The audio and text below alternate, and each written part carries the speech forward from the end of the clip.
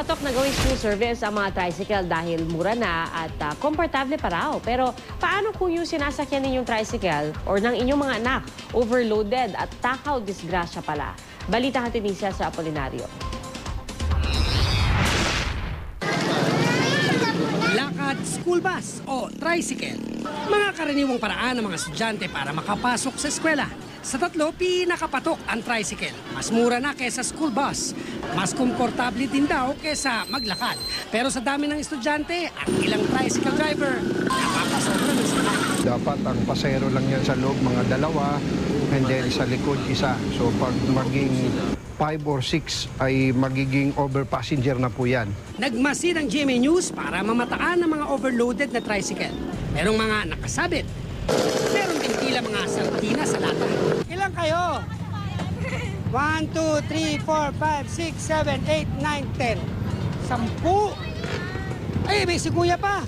11. Yung bus jeep, umaapaw, sakay, may sabit tayo nilang bawalin. Kami mga pare-pare lang kinikita, babawalin nila. Kung magtatatlo-tatlo kami ng pasahero, malaking kalubian sa amin dyan. Babala ng Land Transportation Office o LTO, bawal ang mga overload na tricycle, lalo na kung ipanghahatid sa estudyante. Violation yan is reckless driving. First offense, that is 1,000, 2,000 second offense, and 5,000 yung third offense with the cancellation of the driver license. Maraming mga magulang ang mas pinipiling makatipid para sa service vehicle ng kanilang mga anak. At ang pinakapatok ay itong tricycle na pangmasa dahil nga napakamura nito.